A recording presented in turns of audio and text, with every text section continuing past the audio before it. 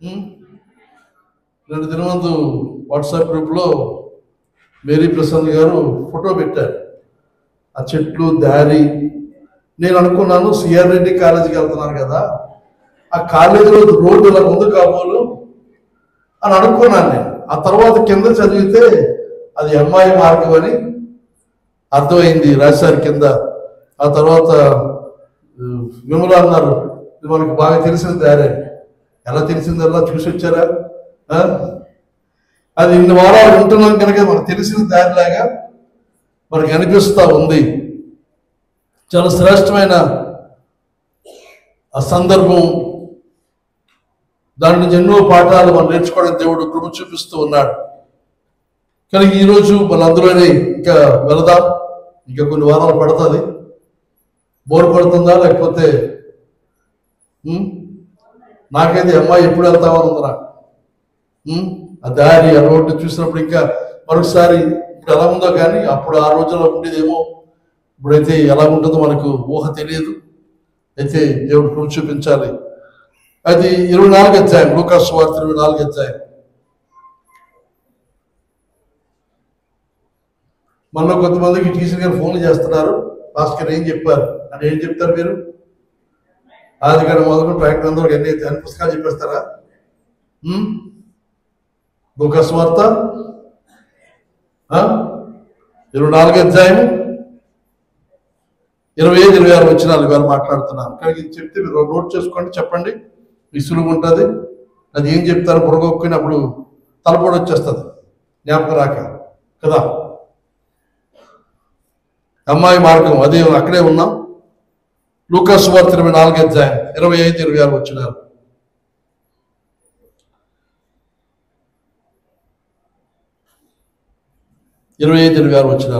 అందుకు ఆయన, లేదా ముందు మాటలు చదివితే మనకు అర్థమవుతుంది, జ్ఞాపకం వస్తుందేమో. మన ప్రధాన యాజకులలో 20 వచనం చదువుతున్నాను, లేకపోతే 19 చదువుదాం. ఆయన ఏమని వారిని అడిగినప్పుడు వారు నజరేయుడైన యేసును గురించిన సంగతిని ఆయన దేవుని ఎదుటను ప్రజలందరి ఎదుటను క్రియలోను వాక్యములోను శక్తిగల ప్రవక్త అయి ఉండెను. మన ప్రధాన యాజకులను అధికారులను ఆయనను ఎలాగో మరణ శిక్షకు అప్పగించి సిలువ వేయించరో నీకు తెలియదా? ఇశ్రాయేలు విమోచింపబోవాడు ఈయనే అని మేము నిరీక్షించుటవి. ఇది గాక ఈ సంగతులు జరిగి నేటికి 3 దినములు ఆయన. అయితే మాలో కొందరు స్త్రీలు తెల్లవారుగానే సమాధి వద్దకు వెళ్ళి ఆయన దేహంలో కానక వచ్చరి. కొందరు దేవదూతలు తమకు కనబడి ఆయన బ్రతికి ఉన్నాడని చెప్పిరని మాతో చెప్పి మాకు విస్మయం కలుగు చేస్తారు. మాతో కూడా ఉన్న వారిలో కొందరు సమాధి వద్దకు వెళ్ళి ఆ స్త్రీలు చెప్పినట్టు కనుగొనని, కానీ ఆయనను చూడలేదని ఆయనతో చెప్పిరి. ఇంతవరకు మనం చూసుకున్నాం ప్రభు పునరుత్థానం ఆ దినమందు జరిగిన విషయాలు. ఈ కారణం చేత వెళ్ళిపోతారని చెప్పేవారు ఏమి ఆశించారు, ఏమి విశ్వసించారు, ఏమి జరిగితే బాగుండని ఆశించారు. జరిగింది ఏమిటి? స్త్రీలు, తర్వాత ఇంకా మిగతా వారు వచ్చి చెప్పిన మాటలు అని ఏ మాత్రము సంకోచం లేకుండా ఎవరు తెలియని మనిషితో చెబుతున్నామని ఒక ధైర్యంతో వారు హృదయంలో ఉన్నది ఉన్నట్టుగా యథార్థంగా చెప్పిన సంగతి మనం ఇంతవరకు చూసాం. అయితే 27వ వచనం మనం చూస్తే అందుకు ఆయన ఈ చెప్పిన దీని అంతరికి వారి కన్ఫెషన్కి అంతరికి ఆయన ఇక్కడి నుంచి ఆయన మాట్లాడడం మొదలు పెట్టాడు ప్రభు. ఇక్కడ అందుకు ఆయన, అవివేకులారా, ప్రవక్తలు చెప్పిన మాటలన్నిటినీ నమ్మని మందమతులారా, క్రీస్తు ఈనాడు శ్రమపడి తన మహిమలో ప్రవేశించిన అగత్యము కాదా అని వారితో చెప్పి, ఈ మాటలన్నీ విన్న వెంటనే ప్రభు వారితో మాట్లాడుతున్న ఈ మాటలు చూస్తే అంటున్నాడు, అవివేకులారా, మందమతులారా. ప్రసంగం స్టార్టింగ్ ఇది. యోహాను మొదలు పెట్టేవాడు, సర్పసంతానమా. ఈరోజు వాళ్ళ ప్రసంగాలు చేస్తే ఏమవుతాయి? నేను అనుకున్న చలపతి గన్ తీసుకొచ్చాడు, ప్రార్థన చేయమన్నాడు. అయితే నేను అందరూ అనుకున్నది ఏమిటంటే ఆ గన్ పట్టుకుని వెనక నిలబడతాడు, ఆ గన్ అందరూ గురిపెట్టి ఉంచుతాడు, ఎవరు నిద్రపోతారో వారిని పిచ్చుకుంటాం అని అనుకున్నాను. నేను అన్నారు అంటుంటే నేను అన్నాను, అది చల్లదు ఇక్కడ, ఆ గన్ పెడితే చాలా మమ్మల్ని కేసు చేసేస్తారు, నువ్వు నేను కలిసి జైలుకి వెళ్ళాల్సి ఉంటుంది. మన వారికి గన్నకి భయపడి ఏం చేస్తారు, కంప్లైంట్ పెడతారు, లేకపోతే తగిన యాక్షన్ తీసుకుంటారు. కానీ ఇక్కడ ప్రభువు మాటలో చూసినట్లయితే మరి తుపాకీతో పేర్చినట్టే ఉన్నాయి కదా, లైసెన్స్ తుపాకీతో. మందమతులారా, అవివేకులారా, మందమతులారా, how foolish you are and how slow to believe. ఎంత అవివేకంగా ఉన్నారు, ఫూలిష్గా ఉన్నారు అనే భావన మనకు కనబడుతుంది. మందమతులు అనగా స్లో టు లెర్న్, అనగా నేర్చుకోవడానికి చురుకుతనం లేదు. కొంతమందికి ఎంత చెప్పినా అర్థం కాదు. అరటిపండు తీసి తక్కువ వలిచినట్టుగా నోట్లో పెట్టా, ఆ తర్వాత ఏం చేయాలి, నవ్వులు పెట్టడం అంటారు కొంతమంది. నవ్వులు పెట్టాక తినేస్తారు, కానీ అంతగా ఒలిచి పెట్టిన అర్థం కాని మనస్సులు, మైండ్, ఏ బుర్రకే మాత్రం పని చెప్పరు కొంతమంది కదా. అలసిపోకూడదు బుర్ర, ప్రశాంతంగా హాయిగా ఉండాలి, దాంతో హాయిగా నిద్ర పడతారు. అందుకే మన చర్చ బాగా నిద్ర పడతారు, ఎందుకంటే మైండ్కి మీరు పని చెప్పట్లేదు, మనసుకి ఏమాత్రం కష్టం కలిగించట్లేదు, మందమతులు. అయితే ఇక్కడ ప్రభు ఈ మాటలు ఉపయోగించి వారితో మాట్లాడుతూ ఉన్నాడు. ఎంతమందికి ఇష్టం ఇలా మాట్లాడితే? నేను నిలబడి ఆదివారం ప్రసంగం నిలబడి అవివేకులారా, మందమతులారా, సర్పసంతానమా, చెరుపు చేపిలారా అని మొదలు పెట్టాను అనుకోండి, గబగబా కూర్చుని కానీ అయిపోతాయి. కానీ ప్రభు మాట్లాడిన విధానం ఇది. భార్యాభర్తల గురించి, భార్యాభర్తల సంబంధాల గురించి, ప్రేమల గురించి, వైవాహిక జీవితం ఎలా ఉండాలి, వైవాహిక జీవితంలో ప్రేమల గురించి ఒక వైద్యుడు, దేవుని సేవకుడైన డాక్టర్ గ్యారీ చాప్మన్ ఒక పుస్తకం రాశాడు. ఆయన నేను డీమింగ్ చేసే చదవలసిన అవసరం కలిగింది నాకు. అది ఏమిటంటే ద 5 లవ్ లాంగ్వేజెస్. ప్రేమకు 5 భాషలు ఉన్నాయంటాడు ఆయన.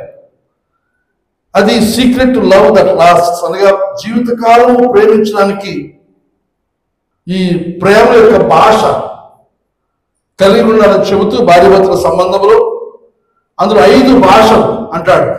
5 లవ్ లాంగ్వేజెస్. అవి ఏమిటి అంటే, మొదటిది వర్డ్స్ ఆఫ్ అఫర్మేషన్, అనగా ఒకరిని ఒకరు భార్యాభర్తలు ఇద్దరు కలిసి జీవిస్తున్నప్పుడు ఆ ప్రేమ సంబంధాన్ని కొనసాగించడం కోసం వారు చేయవలసిన పని లేదనగా వర్డ్స్ ఆఫ్ అఫర్మేషన్, అనగా ఒకరినొకరు అభినందిస్తూ ఒకరికొకరు. ఒక పుస్తకం ఉంది, నిన్ను చేసుకోవడం నా భాగ్యం అని వాల్టర్ ట్రోబిషన్ ఒక వ్యక్తి రాసిన పుస్తకం.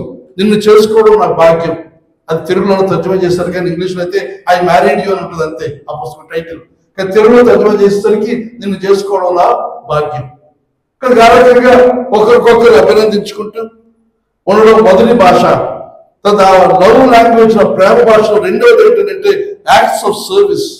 ఒకరినొకరు సేవ చేయడం, కాలు పట్టడం, చేతి పట్టడం, లేకపోతే పొరపట్టుకోవడం, లేకపోతే ఏదో రకంగా సహాయం చేయడం, ఒకరికొకరు ఇబ్బంది అవసరం ఉన్నప్పుడు ఒకరికొకరు యాక్ట్స్ ఆఫ్ సర్వీస్. అతను మూడవది బహుమతులు ఇచ్చిపుచ్చుకోవడం, రిసీవింగ్ అండ్ గివింగ్ గిఫ్ట్స్, ఇదొక భాష. 4వ భాష అంటాడు క్వాలిటీ టైం, అనగా ఎక్కువ సమయం ఒకరితో ఒకరు గడపడం. ఇది అవసరం, ఇది ప్రేమ భాషలో ఇది ఉంది. నేను ప్రేమిస్తున్నాను సరిపోదు, ఆ ప్రేమ తగినట్టుగా సమయాన్ని గడపాలి, వెచ్చించాలి. 5వది ఫిజికల్ టచ్, అనగా శారీరక భౌతికమైన స్పర్శ. ఈ 5 తప్పనిసరిగా ప్రతి భార్యాభర్తల మధ్య ఉండాలి. ఇది ప్రేమ యొక్క భాష అని చెప్పాడు. అయితే ఈరోజు మనం చూస్తున్నది ఈ ప్రేమ భాషలో ఆయన చెప్పిన 5 ఇది లేదు. ఇది దాటిపోయి వెళ్తున్నాం.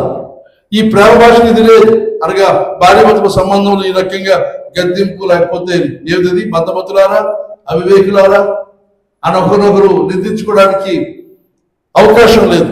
కానీ ఇక్కడ చూసినట్లయితే ఒక సవాలు, ఒక గద్దింపు ప్రభు ఇక్కడ వారికి ఇస్తూ ఉన్నాడు. ఇది సాధారణంగా ప్రేమ అనే ఆ పట్టికలో ఈ భాష రాదు, ఈ మాటలు రావు కదా. ప్రేమ ఉన్నప్పుడు ఏమవుతుంది? కొరింథీ పత్రిక 13వ అధ్యాయం ఏమంటారు? ప్రేమ సమస్త దోషములను కప్పును. కాబట్టి ఏం చేయాలి? వాళ్ళ వివేకంగా ఉన్నా ఏం చేయాలి? కప్పేయాలి దాన్ని కదా. కొంతమంది దాన్నే తీసుకుంటారు. మరి ప్రతి విషయాన్ని కప్పేయడం, దాచేయడం, మరి ఏమాత్రం గద్దించకపోవడం, అంత వాళ్ళే సహించడం, అంత వాళ్ళే భరించడం జరుగుతూ ఉంటుంది. కానీ ఇక్కడ ఈ సందర్భంలో చూసినప్పుడు ప్రభు యొక్క ఆలోచన, ప్రభు యొక్క విధానం మనం నేర్చుకోవాల్సింది ఏది అనగా ఈ రకమైన గద్దింపు, ఈ రకమైన నడిపింపు సరిచేయడం కూడా అవసరం అని చెప్పి మనవి చేస్తూ ఉన్నారు. ప్రభు ఇక్కడ వారు మాట్లాడిన మాటలు వారు ఏమాత్రం సంశయం లేకుండా, బిడియం లేకుండా, భయం లేకుండా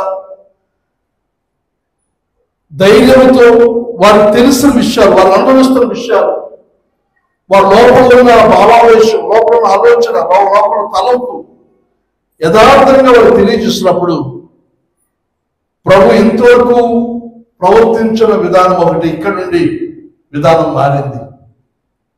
విధానం మారి ఆయన మాట్లాడుతున్న విధానం మనం చూస్తే ఇక ఈ మాటలు లిటరల్ కనుక ఒరిజినల్ గ్రీక్ భాషను తర్జుమా చేస్తే దాని భావం ఏదనగా మాట్లాడనగా ఓ ఫూలిష్ వన్స్, అయ్యో మూర్ఖులారా అనే భావం. And slow of heart to believe, నమ్మడానికి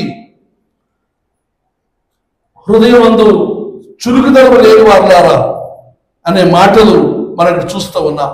ఓ foolish ones and slow of heart to believe, నమ్మడానికి చురుకుదనం లేని మూర్ఖులైన వారా, మూర్ఖులారా అన్నట్టుగా మనకు అనిపిస్తూ ఉంది.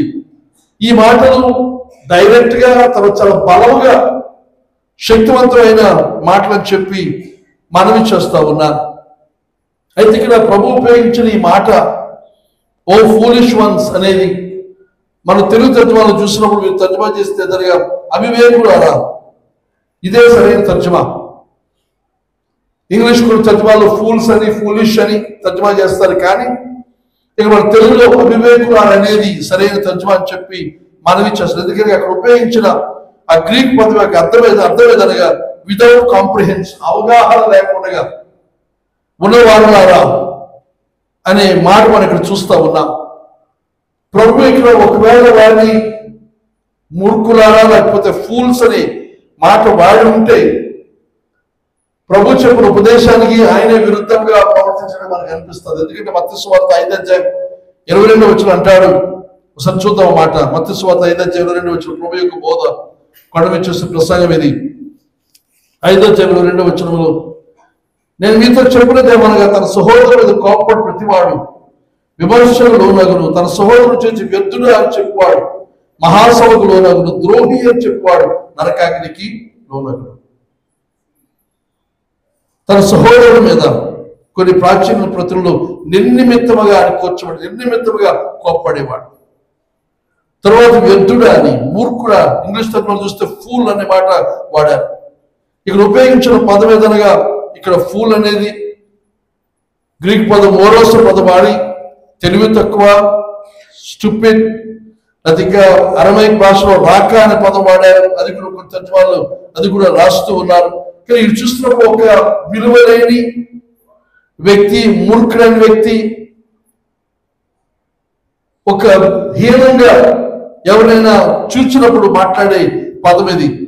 ప్రభు అలా అనడానికి వీల్లేదని చెప్పాడు. అలాగా చెప్పేవాడు ఆయన ఈ పదాన్ని ఇక్కడ వాడలేదు. కానీ ఇక్కడ వాడిన పదం ఏదనగా అవివేకులాగా, వివేకం లేకుండా వివేకాన్ని కోల్పోయి మీరు ప్రవర్తిస్తున్నారు అనగా జరిగిన విషయాలను మీరు చూచారు, విన్నారు, కానీ వాటి వివేకంతో మీరు కాకుండా అవివేకంగా మీరు ప్రవర్తిస్తున్నారు. కానీ ఈ రోజు చెప్పాలంటే మనం ఇక్కడ ఎవరు కూడా ఫూల్స్ కాదు, కానీ మనలో అందరం మాత్రం అవివేకంగా మనం ఒప్పుకోవచ్చు. ఒప్పుకుంటారు, ఒప్పుకోరా? కోపం వస్తుంది మీకు.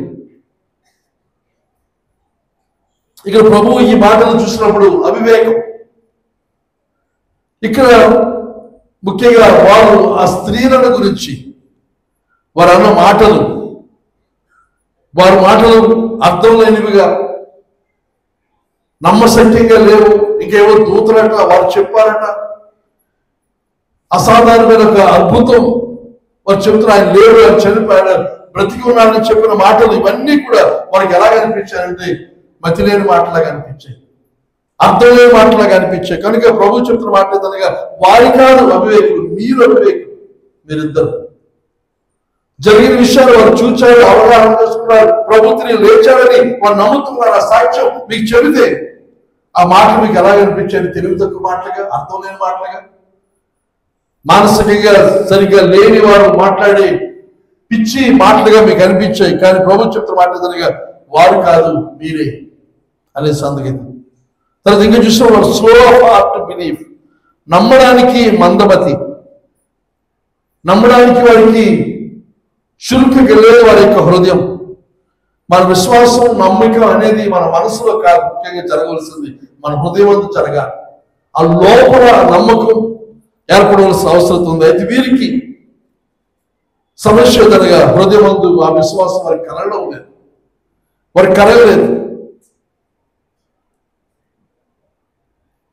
ఇక్కడ మీరు చూసినప్పుడు ప్రభు ఎవరో నమ్మారు. ఆయన ప్రవక్త అని, తన శక్తి కలిగిన కార్యములోను, మాటలోను, కార్యములను కూడా శక్తి కలిగిన నమ్మారు. దేవుని ఎదుట, ప్రజల ఎదుట ఆయన గొప్పవాడిగా ప్రభుని నమ్మారు. కానీ ఆయన మెస్సయ్య అనుకున్నారు, కానీ ఇప్పుడు కాదని నిర్ధారణకు వచ్చారు. అనగా వారి హృదయం ముందు ఒకప్పుడు ఈమెనేమో అనుకున్న ఆ యొక్క విశ్వాసం, ఆ నిరీక్షణ ఈరోజు లేదు, కోల్పోయారు. ఈయనే మెస్సయ్య, ఈయనే రక్షణ, లోకాన్ని ఇశ్రాయేలు జనాంగాన్ని రక్షించేవాడు ఈయనే అని అనుకున్నాం, కానీ ఇప్పుడు లేదు అనే పరిస్థితి మనకి ఇది కనబడుతూ ఉంది.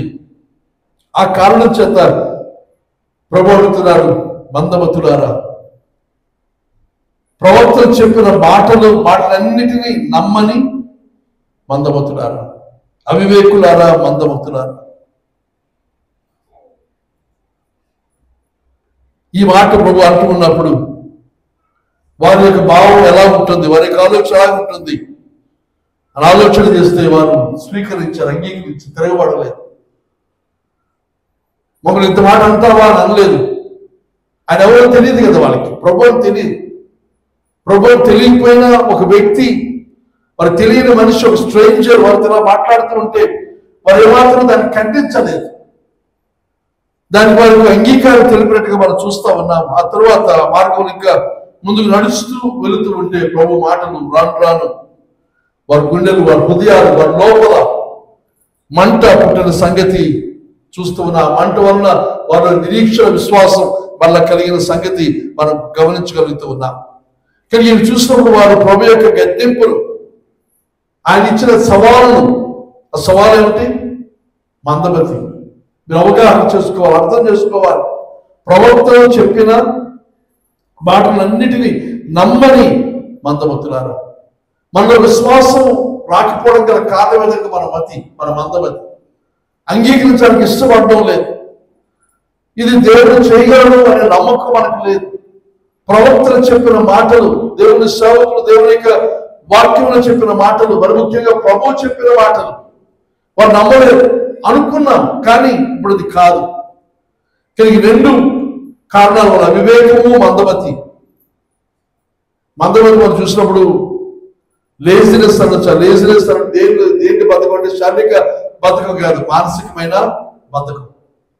ఆలోచించడానికి, తర్కించుకోవడానికి, లేకపోతే వినడానికి, కొంతమందికి ఎంత బతకం అంటే వినడానికి కూడా మనసు పెట్టరు. వినాలి, వింటేనే విశ్వాసం కలుగుతుంది. చెవులో విన్నది మన హృదయంలోకి వెళితే మన హృదయంలో విశ్వాసం పుడుతుంది. ఆ విశ్వాసం కలిగితే దేవునికి అసాధ్యం ఏది కూడా. నమ్ముట నీ వలనైతే నమ్మవానికి సమస్తము కూడా సాధ్యం. కానీ మన సమస్య అంతా ఆయనలో లేదు. సమస్య ఎక్కడ ఉంది? మనలోనే. కనుక మనలో ఉన్న సమస్య ఎదురుగా అవివేకం, తర్వాత మందమతి. వారంతా ఆలోచించే విషయాలన్నీ, వారు తర్కించిన విషయాల నుంచి వారు డిస్కస్ చేసిన విషయాలన్నీ కూడా ప్రభుత్వం చెప్పారు. వాటన్నిటి అర్థం ప్రభు చెప్తున్న మాట అవివేకము, మందమతి. వీరు ప్రభు యొక్క గద్దింపులకు ఆ సవాళ్ళకు లోబడిన కారణం చేత అక్కడి నుండి దేవుని యొక్క ప్రత్యక్షత, ప్రభు యొక్క ప్రత్యక్షత వారికి ఇవ్వడం మొదలుపెట్టాడు. వారి జీవితంలో మార్పు కలిగిన సంగతి మనకు కనబడుతుంది. అయితే ప్రభు ఈ గద్దింపు అవివేకులారా, మందమతులారా అని తన మాటలు మొదలుపెట్టిన విధానం, అంతవరకు ఆయన ప్రశ్నించాడు, అడిగాడు, ఏం మాట్లాడుకుంటున్నారు, ఏం సంగతులు, ఇవన్నీ అడిగాడు. దాని జవాబుగా వచ్చిన దానికి స్పందనగా ప్రభు చెప్తున్న మాట, మీరు బాగా చెప్పారు, మంచి పని చెప్పారు, మంచి మాట చెప్పారు. కొంతమంది ఇంటర్వ్యూలు చూస్తూ ఉంటే మీరు మంచి ప్రశ్న వేశారంటారు. ప్రశ్న ఏంటో అడిగే చెప్పిన వాడికి అర్థం కాదు, అడిగిన వాడికి అర్థం కాదు, కానీ మంచి ప్రశ్న వేసి మొదలు పెడతారు. కానీ ఏదో అవసరం వ్యక్తి కొంచెం మెప్పించాలి. మనతో నీతో ఉన్నానని చెప్పాలి భావంతో మనం చాలాసార్లు చాలా టాక్టికల్ గా, జ్ఞానంతో, డిప్లొమాటిక్ గా మాట్లాడతాం. ప్రభు అలా మాట్లాడేవాడు కాదు. అది అనుకుంటాం, ఒకవేళ వీరిద్దరితోనే ఇలా మాట్లాడాడేమో ప్రభు, ఇంకెక్కడ ఇలా మాట్లాడలేదేమో అని అనుకుంటాం. కానీ దేవుని వాక్యం మనం గమనిస్తే దేవుడు మనల్ని ప్రేమిస్తున్నాడు. ఆ ప్రేమ భాషలు ఇది కూడా ఒక భాష, ఇది ఒక విధానం అని చెప్పి మనవి చేస్తూ ఉన్నారు. సువార్తలలో యేసు ప్రభు యొక్క సంభాషణలో మనం గమనిస్తే ఈ యొక్క సవాలుతో కూడిన మాటలు, ఇలాంటి వాటి అవివేకులారా, మందమతులారా లాంటి మాటలు, లాంటి భావావేశకుని మాటలు ప్రభు మాట్లాడిన సంగతి మనం చూడవచ్చు. దీని గురించి ఒకసారి దయచేసి కీర్తన 141 కీర్తన 141 కీర్తన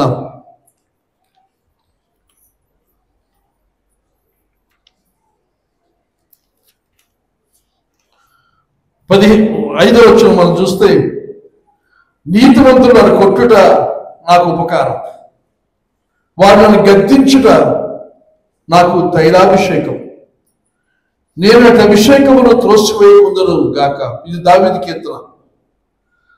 దావీదు అంటున్నాడు, నీతివంతులు నన్ను కొట్టుట నాకు ఉపకారం. Let him the righteous man rebuke me. ఇక నన్ను కొట్టడం అంటున్నాడు. తర్వాత రెండో భాగం చూస్తే, వారు నన్ను గద్దించుట నాకు తైలాభిషేకం, that is oil to my head, నేను అటు అభిషేకమును త్రోసివేయకుందును గాక. ఇది దావీదు చెప్తున్న మాట.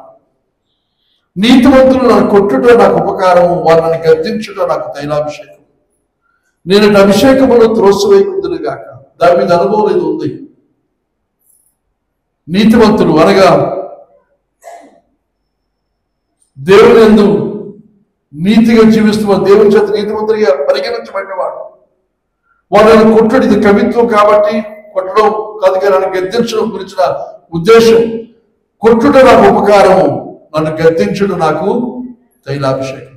గద్దిస్తారు ఎలాంటిది అది? తైలాభిషేకం అనగా రాజులు నూనెతో అభిషేకిస్తారు, ప్రవక్తలు నూనెతో అభిషేకిస్తారు.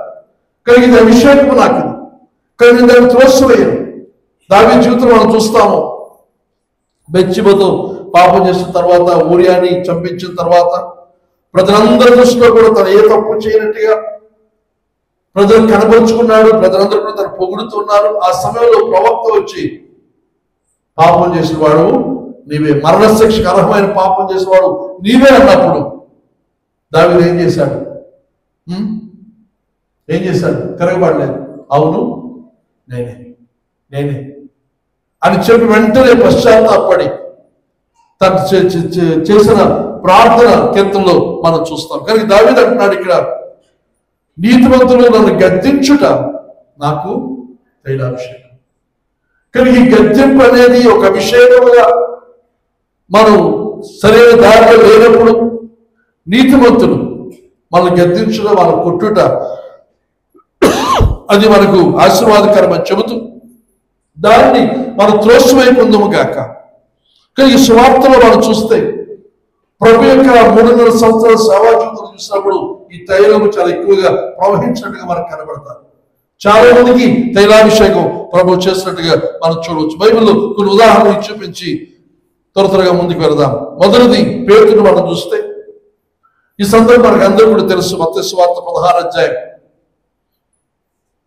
ప్రభు అడుగుతారు కైసరు దాని ఫిలిప్పి వచ్చినప్పుడు, ఫిలిప్పి ప్రాంతానికి వచ్చినప్పుడు, నన్ను గురించి ప్రజలందరూ ఏమనుకుంటున్నారు? ఆ తర్వాత వాళ్ళు చెప్పిన మాట విన్న తర్వాత, అయితే మీరేమనుకుంటున్నారు అన్నప్పుడు పేతురు జవాబిస్తాడు. 16 చూస్తే, అందుకు మీరైతే నేను ఎవరిని చెప్పుకొచ్చున్నారని వాడిని అడిగాను. అందుకు సీమోను పేతురు, నీవు సజీవుడగు దేవుని కుమారుడు అయిన క్రీస్తు అని చెప్పారు. దేవుని కుమారుడు క్రీస్తు అని చెప్పాడు. అన్నప్పుడు ప్రభు ఎంతగానో సంతోషించి, అందుకు యేసు సీమోను బర్యోనా, నీవు తండ్రిలో పరలోకమున ఉన్న తండ్రి ఈ సంగతికి బయలుపరచునే గాని నరులు నీకు బయలుపరచ లేదు. ఇప్పుడు చూసిన ప్రభు పేతురు అభినందిస్తున్నాడు. ఈ ప్రత్యక్షత నీకు దేవుడే ఇచ్చాడు తప్ప నీ అంత నీకు కలిగిన జ్ఞానం కాదని ఆనందిస్తూ ప్రభుని పేతురు చూసినట్లయితే హెచ్చరించినట్టుగా, గర్వపరిచినట్టుగా ప్రభు పేతురు మెచ్చుకున్నట్టుగా మనం ఇక్కడ చూస్తున్నాం.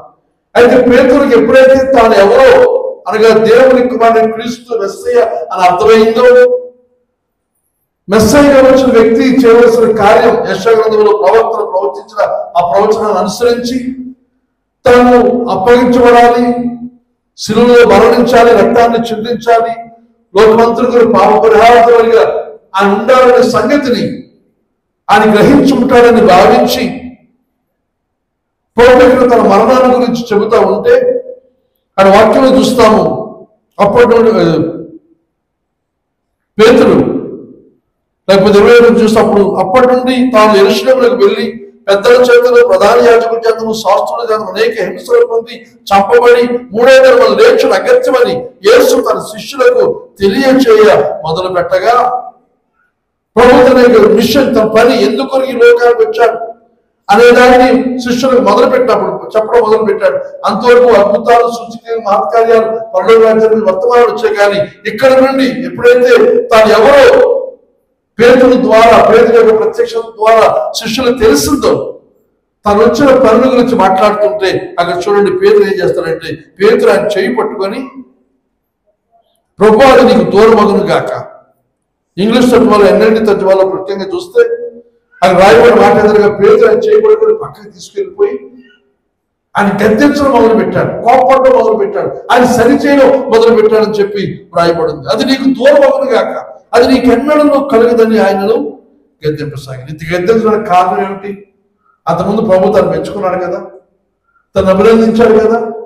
కానీ నేను దేవుడి నుండి ప్రత్యక్షత పొందిన వాడిని, కొంతమంది కదా పెద్ద గొప్ప దేవుడి నుంచి ప్రత్యక్షత, దేవుడి నుంచి అనుభవాలు నేను పొందుకుని మాకు తెలుసు.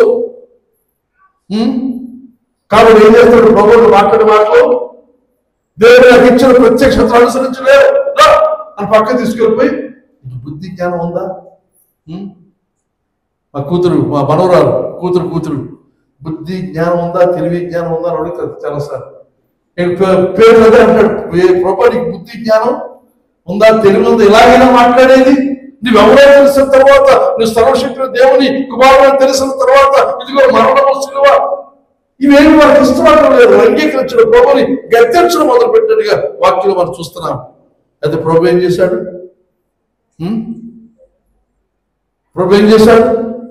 సాతానా ఏమిటండి ఇది? ఆయన పేతురు వైపు తిరిగి సాతానా నా వెనకకు పోము, నీవు నాకు అభ్యంతర కారణమై ఉన్నావు, నీ మనుషుల సంగతులే తలంచున్నావు కానీ దేవుని సంగతులు తలంపకి ఉన్నావు అని పేతురుతో చెప్పాను. ఏమిటండి ఇది? ప్రేమతో కూడిన భాష, కప్పేసే భాష కాదు. ఏం చేస్తున్నాడు ఇక్కడ? సాతానా, ఎంత తీవ్రమైన మాట. పేతురుని సాతానా అంటున్నాడు. తర్వాత నీవు ఆటకు అడ్డుబండగా ఉన్నావు, నీ మనసు చిన్నది, స్మాల్ మైండెడ్నెస్ అండ్ సెల్ఫిష్, స్వార్థపూరితముగా చిన్న మనసుతో దేవుని యొక్క విస్తృతమైన ప్రణాళిక, విస్తృతమైన చిత్తాన్ని గురించిన ఆలోచన లేక చిన్న విషయాలు ఆలోచిస్తున్నావు అని ప్రభువు దాన్ని గద్దించేట్టుగా మనం చూస్తాం. కానీ పేతురు సరిచేయడానికి ప్రభు ఉపయోగించిన భాష మనం చూస్తే సాతానా ఎంత భయంకరమైన మాటలు వాడాడు. నీవు అభ్యంతర కారణమై ఉన్నావు, నువ్వు అడ్డుబాటుగా ఉన్నావు, స్టంబ్లింగ్ బ్లాక్ అంటాడు ఇంగ్లీష్ చెప్తున్నారు. అనగా నీ మీద పొద్దున్న పడిపోతున్నారు ప్రజలు, దారి తప్పించే రోషిని వ్యక్తిగా నీవు ఉన్నావు. నీవు మనుషుల సంగతి వాళ్ళ తలంచున్నావు, కానీ దేవుని సంగతులను తలంపకి ఉన్నావు. మనుషుల సంగతులు, నీ విషయాలు మనుషుల జ్ఞానానికి సంబంధించి ఆలోచిస్తావు తప్ప ఇదిగో ప్రవక్తలో చెప్పిన మాటలు దేవుని చిత్తం ఆది నుండి ఉన్న దేవుని సంకల్పాన్ని చెబుతూ ఉంటే వినడానికి ఏమాత్రం కూడా ఇష్టపడని పరిస్థితి మనం చూస్తూ ఉన్నాం. అక్కడ మాత్రమే కాకుండా పేతురు ప్రభు మాట మీద నీటిలోకి వచ్చాడు, నడుస్తున్నాడు, గాలి సేవయ్యాడు, మునిగిపోతున్నాడు. ప్రభు గద్దిస్తాడు. మత్తయి 14:30 మనం చూస్తే అని అంటాడు. వెంటనే యేసు చెయ్యి చాపి అతను పట్టుకొని ఏమన్నాడు? శభాష్ అన్నాడా? అల్ప విశ్వాసి, ఎందుకు సందేహపడితే అతనితో? అల్ప విశ్వాసి, నీ విశ్వాసం ఏమైంది? లేచాడు, దిగాడు, నడిచాడు, కొంత దూరం వచ్చాడు కదా, శభాష్, కొంత సాధించాడు అని ఒక మెప్పు అక్కడ లేదు. అల్ప విశ్వాసం, ఎందుకు సందేహించావు? ఎందుకు నా మాట నమ్మలేదు? నా మాట ఎందుకు విశ్వాసం ఉంచలేదని ఇంకొక తెచ్చుకోవాలి. ఆ భావం మాకు కనబడతా ఉంటుంది. తర్వాత ఇంకోసారి చూస్తాడు, ప్రభు అంటాడు, పేతురు అంటాడు, ప్రభు నీకోసం అవసరమైతే నా ప్రాణాన్ని ఇస్తాను. ప్రాణిస్తాను అలా కొంచెం నెరగను అంట. ప్రాణిస్తాను, నాకు చాలా సంతోషం. అంత ప్రేమ ఉందా నీకు? అలా ఉబ్బి తప్పిపోయిపోలేదు, అంత సన్మానం చేసినంతగా ఆనందించలేదు అక్కడ అంటున్నాడు ప్రభు. దాన్ని అసలు పట్టించుకోలేదు ఆయన. 3 సార్లు నేను ఎరగని బొంకుతావు అని ప్రభు చెప్పిన మాట. అలా యోహాను సువార్త చూస్తే మలుపు చెవి నరికాడు పేతురు. అంతకుముందు మాటలు చూస్తే ప్రభు కత్తి ఉండాలి, ఇవన్నీ కూడా చెప్తాడు. డబ్బు లేకపోతే కత్తి కొనుక్కో, లేకపోతే మన చలపతి చెప్పినాడు గన్ కొనుక్కో, గన్ లైసెన్స్ తెచ్చుకో అన్నాడు. మరి గన్ లైసెన్స్, గన్ తెచ్చుకుని ఏం చేయాలి? రాచాలి కాబట్టి దేనికి గన్ను కదా, కత్తి దేనికి? ఎప్పుడైతే ప్రభు ఆపదలు ఉన్నాడు, ప్రభు పట్టుకున్నాడు, ఆ చెవి గురి తప్పాడు. అనుకోవచ్చు మెడ నరకాల చెవి నరికాడేమో. కానీ ప్రభు చూసినప్పుడు, పేతురు నేనంటే అంత ప్రేమ నీకు, నా కోసం కత్తి తీసావా అనలేదు. కత్తి తీసి లోపల పెట్టు. తిరిగి గద్దించాడు తప్ప ప్రభు ఎక్కడ కూడా పేతురు అభినందించలేదు. ఆ తర్వాత ఇంకా యోహాను సువార్త మనం చూస్తే 12వ అధ్యాయంలో 21వ అధ్యాయంలో మళ్ళీ తిరిగి ప్రభు తన్ని సహవాసంలో తీసుకుని వస్తూ తప్పిపోతాన్ని ప్రభు దూరం వెళ్ళిపోయిన వాడిని మళ్ళీ తిరిగి ప్రభు లోపలికి ఆహ్వానిస్తూ తనకి బాధ్యత పనులు అప్పగిస్తూ తను ఎలాంటి మరణం పొందుతాడో ప్రభు చెప్పాడు. అది చెప్పిన తర్వాత పేతురికి ఒక ఆలోచన వచ్చింది. నా మరణం గురించి చెప్పాడు ప్రభు, నా సేవ గురించి చెప్పాడు అని వెనక్కి చూస్తే యోహాను కనపడ్డాడు. ప్రభు ఇతర సంగతి, మన సంగతి మనకు అక్కర్లేదు, వీడి సంగతి ఏంటి అంటే ప్రభు అంటాడు, అతను నేను వచ్చినంత బ్రతుకుదాం అనుకుంటే నీకేమన్నాడు? అక్కడ మెచ్చుకున్నాడా? నీ సంగతి నువ్వు చూసుకో, అతని సంగతి ఒకవేళ వచ్చే వరకు అతను బ్రతుకుండాలి అనుకుంటే ఉంటాడు. నీకెందుకు ఆ సంగతి? నీ సంగతి నీవు. కానీ ఇది ప్రభు పేతులతో ఉపయోగించిన భాష. అసలు ఇద్దరు వారితో మాత్రమే కాకుండా నిస్వార్థులు ప్రభువులకు ఎక్కడైతే విరుద్ధంగా వైరుధ్యంగా ఉన్న విషయాలు కానీ, వాళ్ళ అవిశ్వాసం లేకపోతే వాళ్ళ సొంత ఆలోచన మానవ ఆలోచనతో చేసిన విషయాలు వచ్చినప్పుడు అనే మాత్రం కూడా సంశయించకుండా ఆగకుండా గద్దించిన సంగతి మనం ఇక్కడ చూస్తున్నాం.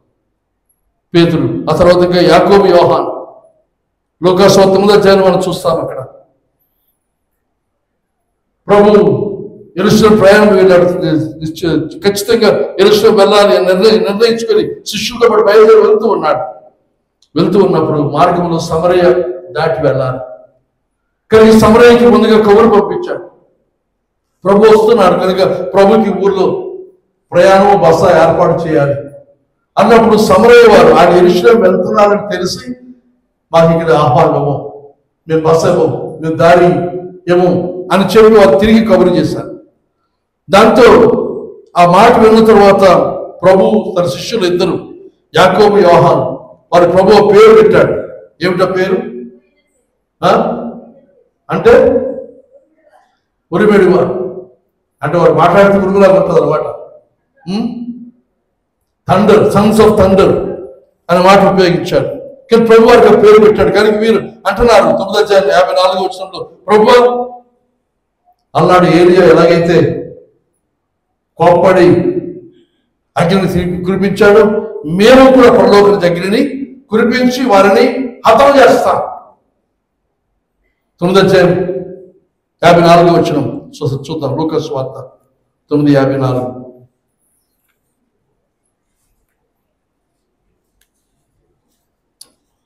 శిష్యులను యాకోబుని యోహానుని చూచి, ప్రభువా, ఆకాశం అగ్ని దిగి వీరిని నాశనం చేయనట్లు.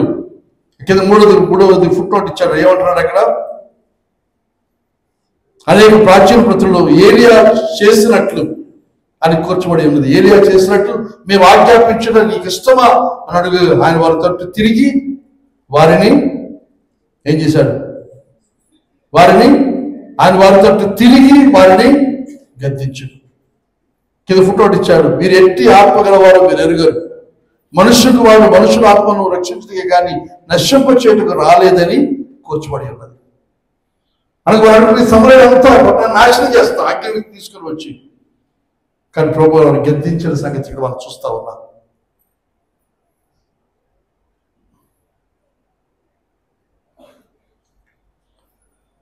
ప్రభు ఖచ్చితంగా వారు తెలియజేస్తున్నాడు, ఇది చెడు సరైనది కాదు అని. శిష్యులు భిన్నమైన ప్రవర్తన వారు చేయగలరు, బలం ఉంది, శక్తి ఉంది, చేయగలరు. కానీ ప్రభు అది వద్దని వారు గద్దించి కారణం చెప్పిన సంగతి మనం ఇక్కడ చూస్తాం. ఆ తర్వాత ఇంకా మనం ముందుకు వెళ్తే మార్త, లూకా సువార్త 10వ అధ్యాయం మనం చూస్తాం. 9వ అధ్యాయం మనం చూసినట్లయితే సమరయులు ప్రభువుని అంగీకరించడానికి ఇష్టపడలేదు. దాంతో వేరే మార్గం వెళ్ళవలసిన పరిస్థితి వారికి వచ్చింది. కానీ 10వ అధ్యాయం మనం చూస్తే మార్త ప్రభువుని స్వీకరించింది. సమరయులు తిరస్కరించారు. మార్త ఇక్కడ స్వీకరించిన సంగతి 10వ అధ్యాయం 40 నుంచి 42 వచనాల్లో మనం అక్కడ చూస్తాం. ఇక్కడ ఈ సందర్భం ఇక్కడ మనం చూస్తే మార్త ఇంట్లో కూర్చున్నారు. ప్రభు ఆమె హడావిడిగా వంట చేస్తుంది. ప్రభు అక్కడికే కదా వంట. ఎంతమంది శిష్యులు? 12 మంది. మరి ఇంకెవరెవరు కొంతమంది ఉండుంటారు. ఇంక వారితో పాటు కొంతమంది స్త్రీలు ఉన్నారు. చాలా మందికి భోజనం వంట ఏర్పాటు చేస్తా ఉంది మార్త. చేస్తా ఉంటే మరి తన సహోదరి చేస్తున్న పని ఏమిటి? ప్రభు పాదం దగ్గర కూర్చొని మనకి అందరూ కూడా తెలుసు. మార్త ఇదంతా చూసి వెంటనే ప్రభు దగ్గర వచ్చి, ప్రభు దానికంటే బుద్ధికి ఏం లేదు, నీకు లేదా? ఇంత పని ఉంటే, ఇంత భోజనం చేయవలసిన అవసరం ఉంటే నీతో కూర్చోంది, కుదురుగా కబుర్లు ఆడుతూ ఉంది, లేదా నువ్వు మాట్లాడే మాటలు వింటూ ఉంది అన్నప్పుడు ప్రభు ఏం చేశారు? అక్కడ నిజంగా చెప్పాలంటే మార్తది తప్పు కాదు. అవునా కదా? చాలాసార్లు ఇంట్లో పని ఉన్నప్పుడు పని ఎగ్గొట్టేసి కొంతమంది ప్రార్థన, కొంతమంది భక్తి, బైబిల్ రీడింగ్ చేస్తూ ఉంటారు ఇంట్లో పని ఎగ్గొట్టారు. మరి ఇప్పుడు అలాగే చేస్తారని అనిపిస్తుంది ఇక్కడ మామూలుగా మన ఆలోచన చేస్తే. కానీ ఇక్కడ చూస్తాడు ప్రభు మార్తను ఆయన గద్దిస్తున్నాడు. ఈ మన దృష్టిలో మార్త తప్పుగా, తన సహాయం కావాలి, తన చెల్లి లేకపోతే తన సోదరి తనకు తోడుగా ఉండడం అవసరం. కానీ ఇక్కడ ప్రభు చూసినప్పుడు మార్తది తప్పు, మరి అది సరైనది అని ఉద్దేశానికి అవగాహనకు వచ్చిన వాడే అది చెప్పడానికి ఏమాత్రం కూడా సంశయించలేదు ఆయన. ఏమంటాడు అక్కడ? 10వ అధ్యాయం 42వ వచనం కదా. అందుకు ప్రభు, మార్తా నువ్వు అనేకమైన సంగతుల గురించి విచారం కలిగి తొందరపడుచున్నావు, కానీ అవసరమైనది ఒక్కటే, మరి ఉత్తమమైన దాన్ని ఏర్పరచుకున్నాను, అది ఆమె యొద్ద నుండి తీసివేయబడదని ఆమెతో చెప్పాను. నువ్వు అనేకమైన సంగతుల గురించి విచారపడుతున్నావు, కానీ అవసరమైనది ఇదే. మాటలు ఆలోచించండి. ప్రభు తనను మార్తను మామూలుగా చూస్తే ఆతిథ్యం ఇవ్వడం చేయడం కొరకు తను ప్రయాసపడుతుంటే, తన సోదరుడు తను సహకరించినప్పుడు, తన ప్రభు దగ్గరికి వచ్చి ఆ కంప్లైంట్ చేసినప్పుడు తను ఆశించింది మరియను కోప్పడతాడు. కానీ మరియనే, మార్తనే ప్రభు కోప్పడిన సంగతి. తానే సరైనదిగా ఎంచుకోలేదని, తాను అనేక విషయాలు విచారాలు తొందరపడుతుందని, కానీ అవసరమైంది ఒకటే. దీని గురించి మనం మాట్లాడుకునే సమయం లేదు కనుక ఇంకా ముందుకు వెళ్దాం. ఇంకా మనం చూస్తే మార్త ఈ మాటలు విన్న తర్వాత కూడా, ఒకవేళ మీలో ఎవరైనా అయితే, మనలో ఎవరైనా అయితే ఏం చేస్తాం? అయితే నేను వచ్చి కూర్చుంటాను, నీకు వంట అక్కర్లేదు కదా, భోజనం అక్కర్లేదు కదా అనేసి వస్తాం. కానీ ప్రభు ఆ మాటలకు మార్త చిన్నబుచ్చుకున్నట్టు కానీ, తాను విరమించుకున్నట్టు కానీ మనకు కనబడదు. ఇదే విషయం గురించి మార్త గురించి ఆలోచన చేస్తే యోహాను 12:2 మనకు వస్తే మళ్ళీ అదే సీన్ కనబడతారు. సీమోను లేకపోతే కుష్ఠరోగి సీమోను భోజనం చేస్తుండగా మార్త ఏం చేస్తుంది? మరి ఇల్లుంటుంది కదా, ఇంటికి అక్కడికి వంట చేస్తుంది. ప్రభు వంట చేస్తుంది, మరి ఏం చేస్తుంది ఇక్కడ? ఆయన పాదములు అత్తరుతో కడిగి తన తలబెంటుతో తుడుస్తున్న సందర్భం అక్కడ మనం చూస్తాం. కానీ మార్త ఆ గద్దెంపునకు తాను అంగీకరించింది, స్వీకరించింది, కానీ తను చేస్తున్న పని మాత్రం మానలేదు. అంటే మార్పు చెందలేదని కాదు. దాని అర్థం ఏమిటి? ప్రభు యొక్క గద్దెంపును మంచి మనసుతో స్వీకరించింది. ఆయన ఎందుకన్నాడు ఏమిటి అనేది తనకు అర్థమై ప్రభు చిత్తాన్ని నెరవేర్చిన సంగతి మనం ఇక్కడ చూస్తాం. తర్వాత ఇంకా మనం ముందుకు వెళ్తే యోధా మనకు కనబడుతుంది. యోహాను సువార్త 12 మనం చూసినప్పుడు అక్కడ చెప్పుకున్నాం మరియ చేస్తున్న పని. అది చూసి యోధాకి చాలా కోపం వచ్చింది.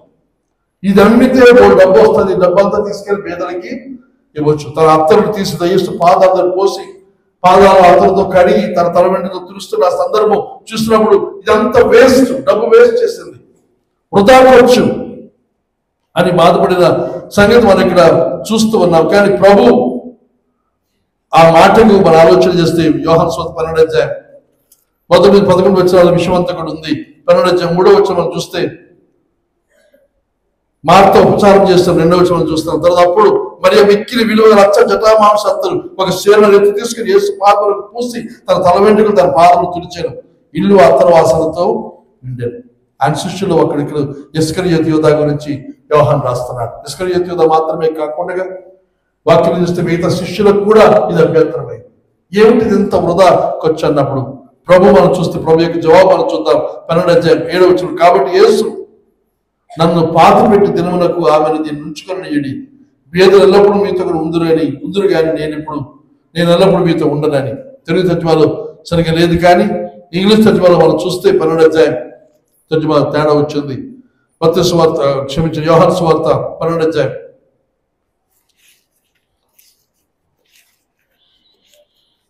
7 నుంచి 8 వచ్చారు అనుకున్నాం కదా.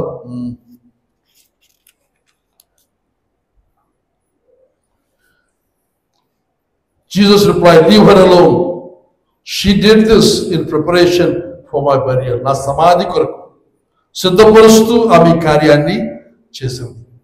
You will always have the poor among you. పేదలు ఎప్పుడు మీతో ఉంటారని చెబుతూ leave her alone. She did this in preparation for my burial. నా సమాధి కొరకు నన్ను సిద్ధపరగా చనిపోయిన తర్వాత దేహానికి పూసే అత్తరు ఆ సుగంధ ద్రవ్యాలు నేను బ్రతికుండగా నాకు చేసింది. కానీ ఇది నా మరణానికి ముందుగా ఆమె అవకాశం కలిగినప్పుడు చేస్తున్న సంగతి అని మనం ఇక్కడ చూస్తా ఉన్నాం. కనుక ప్రభు ఇక్కడ శిష్యులకు మిగతా ఎవరికి అర్థం కానిది మరియకి అర్థమైంది. అర్థం అవడం గల కారణం ఏమిటి? యేసు పాదాల దగ్గర కూర్చుంది, ఆయన మాటలు విన్నది, ఆయన ఏమిటి, ఆయన శిలువ మరణం, ఆ పునరుద్ధరణ, వీటన్నిటి గురించిన అవగాహనతో ఆమె కార్యాన్ని చేసింది. ఎంతో వెలను చెల్లించి ఆ చేసిన కార్యం మనం ఇక్కడ చూస్తా ఉన్నాం. కనుక ప్రభు ఇక్కడ గద్దించాడు వారిని, యోహాన్ని మిగతా శిష్యులను. కానీ యోహానికి క్షమించండి, యోధా మనం చూస్తే యోధా ఆ తైలాభిషేకాన్ని స్వీకరించలేదు. మార్త స్వీకరించింది, పేతురు స్వీకరించాడు, కానీ యోధా దాన్ని స్వీకరించలేదు. తర్వాత మనం చూస్తాం అక్కడి నుంచే ఆయన బయలుదేరి వెళ్ళి ఆ తర్వాత మత్తయి రాయబడింది ఆయన ప్రధాన యాజకుల దగ్గరికి వెళ్ళి ప్రభుని అప్పగించడానికి 30 వెండి నాణాలకు బేరం కుదుర్చుకున్నాడు. దీంతోనే ఈ తైలాభిషేకాన్ని తను అంగీకరించగా స్వీకరించగా ప్రభు యొక్క తిరస్కారంతో తిరుగుబాటుతో వెళ్ళి ఆయన్ని మరణానికి అప్పగించిన పరిస్థితి. ప్రభు యొక్క మాటకు తను స్పందన మనం గమనించాం. తర్వాత తోమా మనం చూస్తాం. ప్రభు దర్శించిన కాలం ముందు తోమా లేడు, ఎటు వెళ్ళిపోయాడు.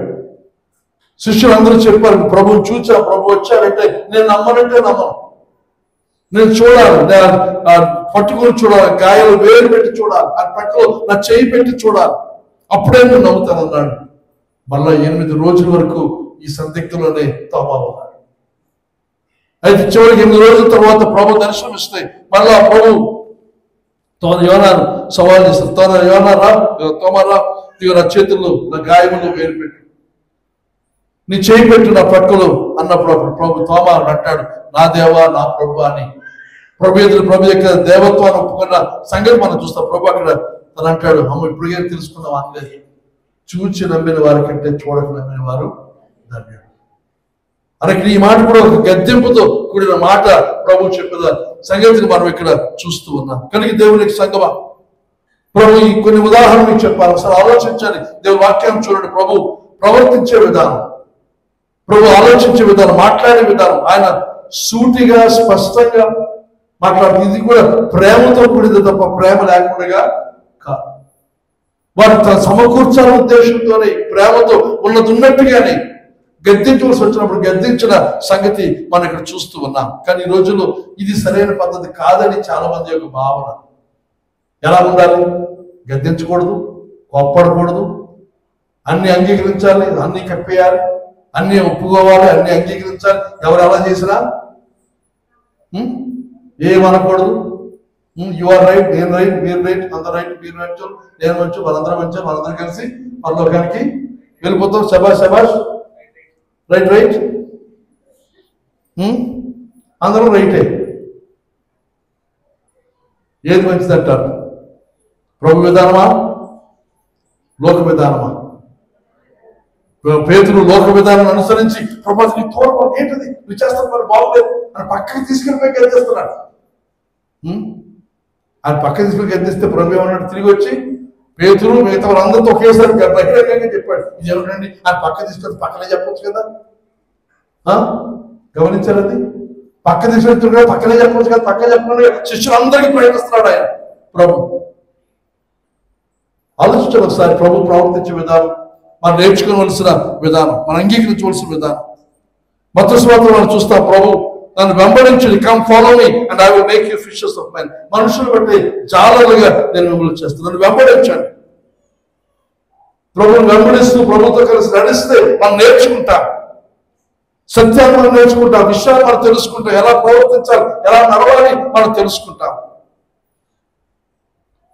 ఈ నడకలో ప్రభుత్వం మనం కలిసి చేస్తున్న ప్రయాణంలో సవాలు ఉంటుంది, గద్దెంపు ఉంటుంది, సరిచేయబడి ఉంటుంది. వాటికి సిద్ధపడి ప్రభు వారికి నడవడానికి మనం ఇష్టపడాలి. ఇక్కడ వీరిని ఇద్దరిని కూడా వారు నిస్సంకోచంగా వారిలోని విషయాలన్నీ, వారిలో ఆలోచనలన్నీ వారు తెలియజేసినప్పుడు ప్రభు వారిని గద్దించిన విధానం, అవివేకులారా, మందమతులారా, వారితో మాట్లాడిన చూసినప్పుడు వారిని ప్రేమిస్తూ వారు ఎలా ప్రవర్తిస్తూ వారి ఈ నిర్ణయానికి రావడం గల కారణం, ఈ రోజు ఇక్కడ ఇరుషులను విడిచి అమ్మాయి వెళ్ళిపోవడం గల కారణం విధంగా వారికి అవివేకం, మందమతి. ఈ మాటలు చూసినప్పుడు వ్యక్తిగతంగా బాధ, కోపం తెప్పించే మాటలుగా మనం చూస్తా ఉన్నాం. కానీ ఈ గద్దింపు ప్రేమతో కూడిన ఈ గద్దింపు. అయితే మాట మనం ఆలోచన చేస్తే ప్రేమ ఎక్కడ ఉందండి అక్కడ అనిపిస్తుంది మనకి. కానీ ప్రేమ వల్లనే గద్దింపు వస్తుంది. ప్రేమ లేకపోతే ఆ గద్దింపు రాదు. ఇంతకుముందు డాని ఒకసారి మాట్లాడుతూ చెప్పారు, మనం ప్రేమించిన వారినే గద్దిస్తుంది తప్ప ప్రేమించిన వారిని మన సంబంధం లేని వారు మనం ఎలా పోయినా మనం ఏమి కూడా అను. కానీ ప్రభుత్వం గద్దిస్తున్నాడంటే వారు ప్రేమిస్తున్నారు, ప్రేమించబట్టే కదా ఇంత దూరం తన పుణ్యతోనే తిరిగి లేచిన తరువాత మనతో కలిసి నడుస్తూ ఉన్నాడు. ఆయన మనతో నడుస్తున్నాడు, మన పరిస్థితుల్లో మనతో ఉన్నాడు. కారణం మనం ప్రేమించి, ఆ ప్రేమించి మనతో వస్తున్నప్పుడు మనం గద్దిస్తాడు ఆయన. దాన్ని మనం సిద్ధపడాలి, మనం సవాలు చేస్తాడు, మనం దాన్ని సిద్ధపడాలి. ఇక దేవుని వాక్యంలో మనం చూస్తాం, సామెతల గ్రంథం 3:11-12 వచనాలు. సామెతలు 3:11-12 వచనాలు.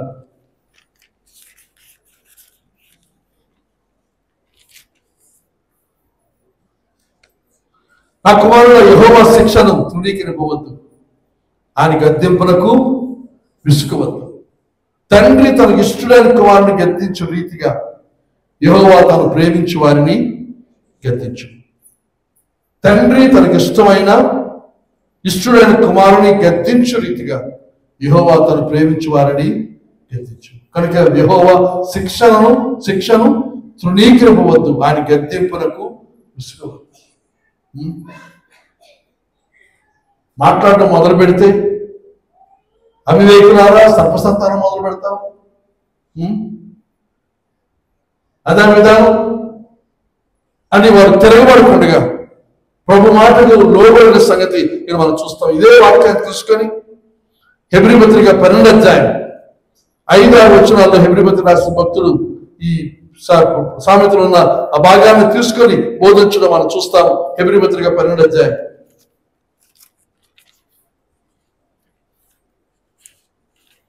5-6 వచనాలు మనం చూస్తే, నా కుమారుడు ప్రభువు చేసే శిక్షను తృణీకరించకము.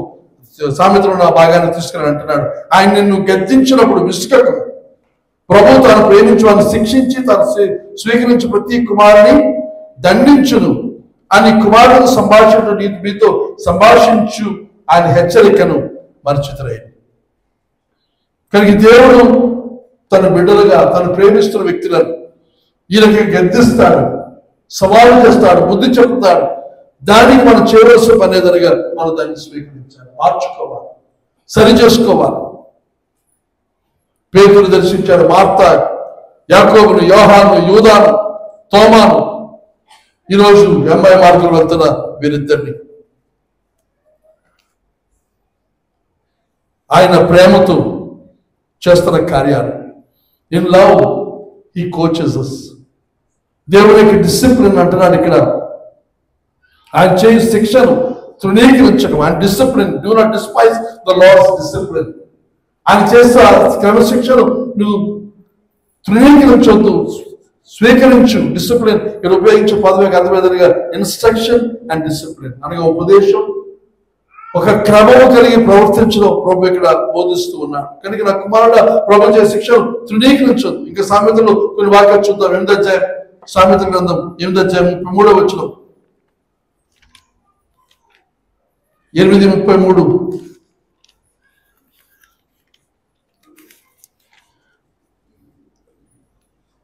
ఉపదేశం నిరాకరింపగా దాన్ని అవలంబించి జ్ఞానులై ఉండండి. ఉపదేశం నిరాకరింపక. తర్వాత ఇంకా చూస్తాం 13వ అధ్యాయం సామెతల్లోని 13వ అధ్యాయం 1వ వచనం, తండ్రి శిక్షించిన కుమారుడు జ్ఞానం గలవాడను, అపహాసకుడు గద్దెంపునకు లోబడు. ఇది చూడండి, తండ్రి శిక్షించిన కుమారుడు ఏమవుతాడు? జ్ఞానం గలవాడు అవుతాడు. తండ్రి శిక్షణ అంగీకరించినవాడు. అయితే అపహాస్యం చేసినవాడు, తిరగబడినవాడు ఏమవుతాడు? గద్దెంపునకు లోబడు. మనం ఎవరు? అపహాసకులమా? తండ్రి యొక్క శిక్షణ లోబడేవారమా? 15వ అధ్యాయం సామెతలు 15వ అధ్యాయం 5వ వచనం, మూఢుడు తన తండ్రి చేసే శిక్షను తిరస్కరించును, గద్దెంపునకు లోబడివాడు బుద్ధిమంతుడు. మూఢుడు తన తండ్రి చేసే శిక్షను తిరస్కరిస్తాడు, గద్దెంపునకు లోబడివాడు బుద్ధిమంతుడు. మనం ఎవరు? బుద్ధిమంతులమా మూఢులమా? చూసుకోండి ఒకసారి ఎవరు మట్టుకు వారి. ఇంకా 10వ వచనం అంటాడు, మార్గము విడిచిన వారికి కఠిన శిక్ష కలుగును, గద్దెంపును ద్వేషించు వారు మరణము నొందుతారు. కానీ చూసిన ప్రభు చేసే విధానం, ప్రభు గద్దించి బుద్ధి చెప్పి సరి విధంగా నడిపించే వాడన్న సంగతి మనం ఇక్కడ చూస్తా ఉన్నాం. కనుక గద్దెంపును, దేవుని యొక్క ఉపదేశాన్ని మనం అలా స్వీకరిస్తున్నాం. తర్వాత ఇంకా చూస్తే in love he chastises us. అంటున్నాడు, do not listen to the rebuke. హెబ్రీలో మాట, 12వ అధ్యాయంలో మాట, శిక్ష ఆయన నిన్ను గద్దించినప్పుడు విసుకకు. ఆయన నిన్ను గద్దించినప్పుడు విసుకవద్దు.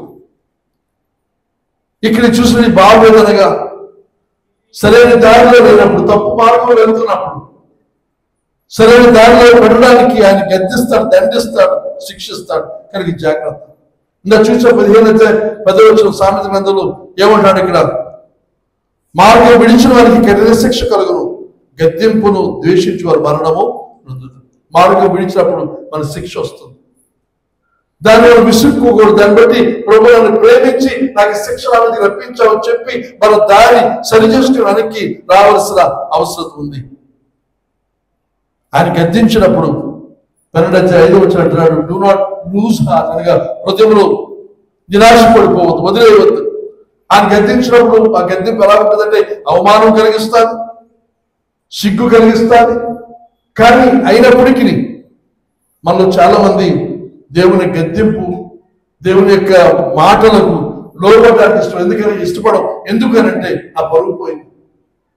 పేరుతో అంతమంది ముందు అప్పుడే దేవుడు ప్రత్యేకించినప్పుడు సాతాను అంటున్నాడు, పక్కన చెప్పారు, పక్కన గెలించుకోడుగా అందరి ముందు బహిరంగంగా సాతానా అని చెప్పడం మాత్రమే కాకుండా బైబిల్లో రాయించి ఉంచాడు. కానీ ఈ అవమానము, సిగ్గు మనం దండిస్తున్నాం, శిక్షిస్తున్నప్పుడు కలుగుతుంది. మనలో చాలా మందికి ఏమిటంటే తోడుకోళ్ళు ఏదంటారు సామెత ఏంటది, భర్త కుట్టడం కాదు కానీ తోడుకోళ్ళు చూసిందని బాధ అని ఎవరికి అందరికీ తెలిసిపోయింది. కానీ ప్రభు గద్దించడం అలాగే ఉంటుంది. దాన్ని మనం లోబడాలి అని ఉద్దేశం అని ఇతరులు అనేక మంది దాన్ని చూచి వారు మార్పు చెందాలి. నీ జీవితం ఒక మార్గదర్శకంగా ఉండాలని ప్రభు ఆశించిన సంగతి గమనించవలసిందిగా మనవి చేస్తా ఉన్నాను. కనుక ప్రభు గద్దించినప్పుడు దయచేసి తిరగబడవద్దు, లోబడదాం. వినయముతో చూసి వీరిద్దరు కూడా వినయముతో ప్రభు యొక్క మాటలు వింటూ ఉన్నారు. ప్రభుని ఎక్కడ వారు ఎదిరించలేదు, ఖండించలేదు. మమ్మల్ని ఎంత మాట ఉన్నావు, వివేకులు అలాగంటావు, మందమతిని అలాగంటావు అని ప్రశ్నించలేదు. ప్రభు యొక్క జ్ఞానాన్ని వారు అంగీకరించారు. ఆయనతో కలిసి నడుస్తూ ఉన్నారు. తెలియని మనిషి, నీ దాన్ని పో, మా దాన్ని పోతావు, నీకు మాకు సంబంధం ఏంటి, ఎంత మాట అంటావు మమ్మల్ని. ఇద్దరున్నారు వాళ్ళు, ఆయన ఒక్కడే. కానీ ఆయనతో నడుస్తున్న సంగతి మనం చూస్తూ ఉన్నాం. వారు కలిసి నడుస్తున్న కారణం చేత, ఆ మాటలు వింటున్న కారణం చేత వారి హృదయం లోపల మంట మొదలైంది.